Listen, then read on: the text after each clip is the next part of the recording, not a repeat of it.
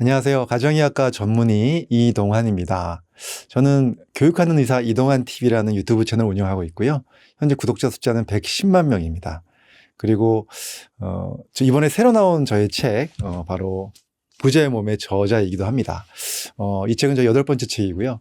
그동안에 많은 사람들의 건강과 또 멘탈 관리 그리고 또 삶을 더 행복하고 건강하게 만드는 방법에 대해서 연구해 왔고 그것들을 강의하고 있는 교육하는 의사 이동환입니다. 반갑습니다. 그래서 영양제 종류가 너무 많은데 이제 최소 이것만큼은 먹어야 된다 하는 필수 영양제가 있을까요? 네. 사실 영양제 종류가 너무 많다 보니까 많은 분들이 이제 물어보시죠. 근데 저는 이것을 일단 두 가지로 구분했으면 좋겠습니다. 자, 우리가 옛날에 대학교 다닐 때도 필수 과목, 선택 과목 있잖아요. 마찬가지로 영양소도 우리 몸속에 필수 영양소, 선택 영양소로 구분을 하셔야 됩니다. 자, 필수는 뭐냐? 우리가 이게 몸속에 없으면 인간이 살아갈 수 없는 영양소입니다. 예를 들면 바이타민 계통입니다. 비타민 계통은요 다 마찬가지예요. 자, 비타민의 어원이 바이탈 아민이 합쳐진 겁니다. 바이탈 아민. 우리 몸속에 없으면 안 되는 성분이에요. 비타민C가 없으면 괴혈병이 걸리죠. 괴혈병이 결국은 출혈로 이어지면서 비타민C를 계속 주지 않으면 사망합니다. 사람이 죽어요. 자, 비타민 A가 전혀 없으면요 시력을 잃고요.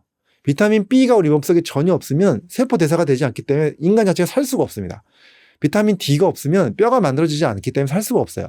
이렇게 비타민이라는 것은 필수 영양소입니다. 이런 종류가 필수예요. 자, 미네랄도 마찬가지죠. 칼슘이 몸에 없으면 뼈도 안 만들어지고 치아도 안 만들어지죠. 마그네슘도 그렇고요. 예, 이러한 것들이 다 필수입니다. 이러한 필수 영양소들부터 저는 챙겨야 된다. 왜냐하면 필수조차도 우리가 음식으로 잘 제대로 찾아 먹지 못하기 때문에 그렇습니다. 그럼 선택은 뭘까요? 선택도 우리가 너무 유명한 것들이 있잖아요. 예, 바로 가장 많이 팔리는 영양제 중에 이게 있습니다. 홍삼, 프로폴리스 이런 성분들 있잖아요. 자, 이런 성분들 내 몸속에 비타민C가 없으면 내가 죽는데 홍삼에 있는 사포닌 내 몸에 없으면 죽나요? 안 죽습니다. 자, 프로폴리스 성분 없으면 죽나요? 안 죽습니다. 이거는 필수가 아니라 선택이에요. 물론 제가 여기서 뭐 홍삼이 뭐 안 좋다, 프로폴리스가 안 좋다 이런 말씀 드리는 게 아니고요. 그런 측면에서 보는 게 아니라 물론 홍삼 너무 좋은 영양소죠. 면역력에도 도움이 되고 너무너무 중요한 영양소입니다.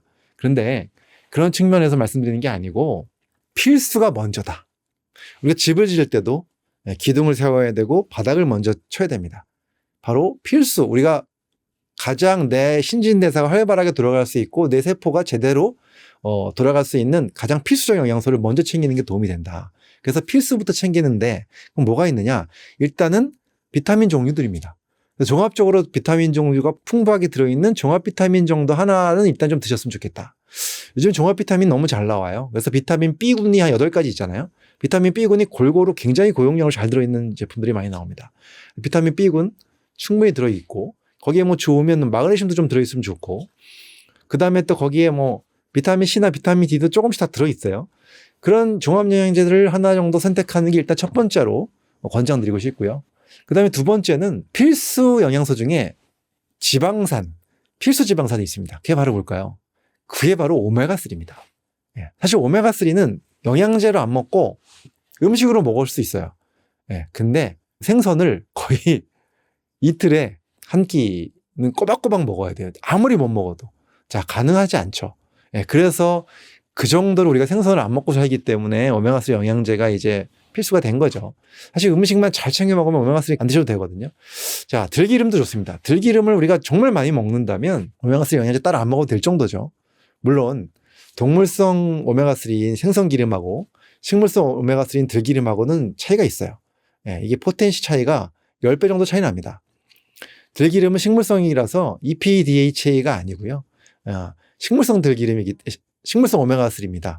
알파 리놀렌산이라고 하는 오메가3입니다. 이게 EPDH로 흡수가 돼가지고 몸에서 EPDH를 변하는 과정이 필요하거든요. 화학 과정 여러 과정을 거쳐야 돼요. 그러다 보면 확 줄어들죠, EPDH 양이. 그래서 사실은 오메가3를 제일 좋은 거는 식물성이 아니라 동물성을 직접 먹는 게 가장 좋죠. 오메가3 측면에서만 본다면. 근데 물론 들기름도 많이 먹어야 되는 것이고요. 들기름 또 속에 다른 또 좋은 성분이 있기 때문에 물론 뭐 식물성 오메가3로서의 또 역할도 있습니다. 하지만 음식으로 우리가 이렇게 챙겨 먹기 어렵기 때문에 요즘에는 필수 영양소로 오메가3를 EPDH 잘 아주 농축해서 담아놓은 캡슐이 나오죠. 이런 것도 하나 좀 추가하시면 좋고요. 그럼 제가 2가지 말씀드렸죠. 종합영양제 하나, 오메가3 하나. 그 다음에 비타민 C는요. 조금 더 고용량을 쓰면 좋습니다. 예, 그래서 보통은 이 종합영양제 들어있는 양이 적기 때문에 추가로 좀 고용량을 추가하면 좋고요. D도 마찬가지예요. D도 조금 이 종합영양제 들어있는 양이 적다면 D도 좀 추가하면 좋겠습니다. 이 정도가 이제 기본에 속하고요. 하나 더 말씀드린다면 코엔자임 Q10이라는 게 있습니다. 예, 이 코엔자임 Q10은 비타민하고는 다르게 이제 비타민 미네랄은 우리 몸속에서 만들어지는 물질이 아니잖아요.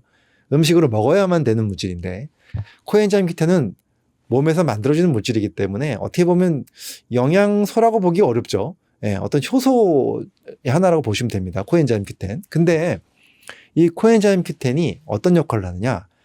세포에서 에너지를 만들 때 마지막 단계에서 이 ATP라고 하는 에너지를 만들 때 코엔자임 Q10이 있어야만 마지막 단계가 형성이 됩니다.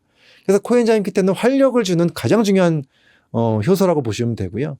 그 다음에 또 이게 항산화 물질이에요. 강력한 항산화 물질이에요. 그래서 몸속의 독소들을 억제해주는, 그래서 노화를 막아주는 굉장히 중요한 물질입니다. 근데 몸에서 만들어지는 물질입니다.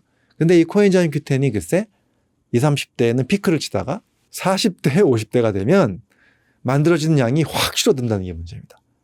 그래서 제가 필수 영양소를 말씀드릴 때 비타민 종류, 그 다음에 미네랄 종류, 그 다음에 필수 지방산이 오메가3 이런 거는 우리가 외부에서 섭취해 줘야 되는 거잖아요. 근데 몸에서 만들어지는 물질이긴 하지만 코엔자임 Q10은 40대 이후라면 필수로 생각하셔라.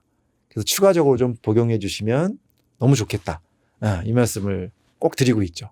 특히나 요즘에 너무 많은 분들이 고지혈증 때문에 약을 드세요. 고지혈증 약을 드시는 분들은 코엔자임 Q10이 더 안 만들어집니다.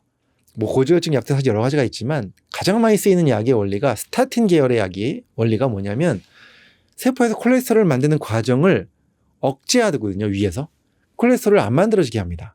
그래서 콜레스테롤을 줄이는 건데 이 코엔자임 Q10이 만들어지는 과정과 콜레스테롤이 만들어지는 과정이 같은 뿌리로 내려와요. 그러다가 마지막에 콜레스테롤과 코엔자임 Q10이 같이 만들어지는데 위에를 차단하니까 콜레스테롤만 안 만드는 게 아니라 코엔자임 Q10도 같이 안 만들죠. 그러면 어떻게 될까요?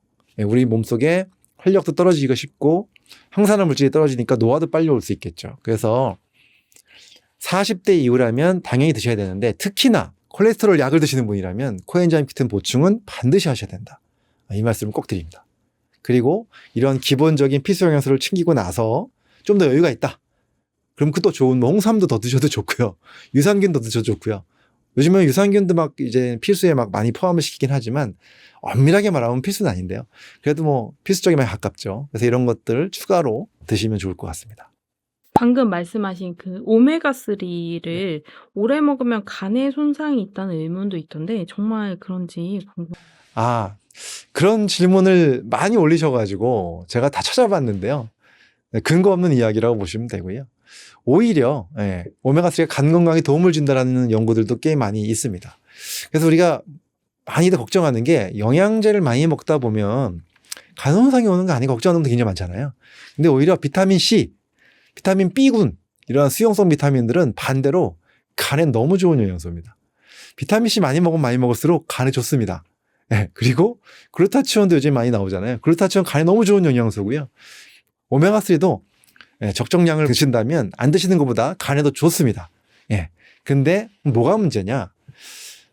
미네랄 계통에서 몇 가지 고용량으로 먹었을 때 간에 좀 부담을 줄 수 있는 것들이 있습니다. 예를 들면 철분제라든가. 물론 철분이 부족한 사람들은 드셔야 되는 영양소 맞아요. 근데 철분이 부족하지 않은데 철분을 많이 먹게 되면 좀 간에 부담을 줄 수 있습니다. 그래서 철분 영양제 같은 거는 이제 간 검사 같은 거 해보고 드시는 게 좋고요. 무조건 우리가 조금 어지럽다, 피곤하다, 그럼 나 이거 철분 부족한 거 아니야? 그래서 그냥 무조건 철분 드시는 거. 이거는 별로 권장하지 않는다. 그런 건 좀 주의하시면 좋겠습니다.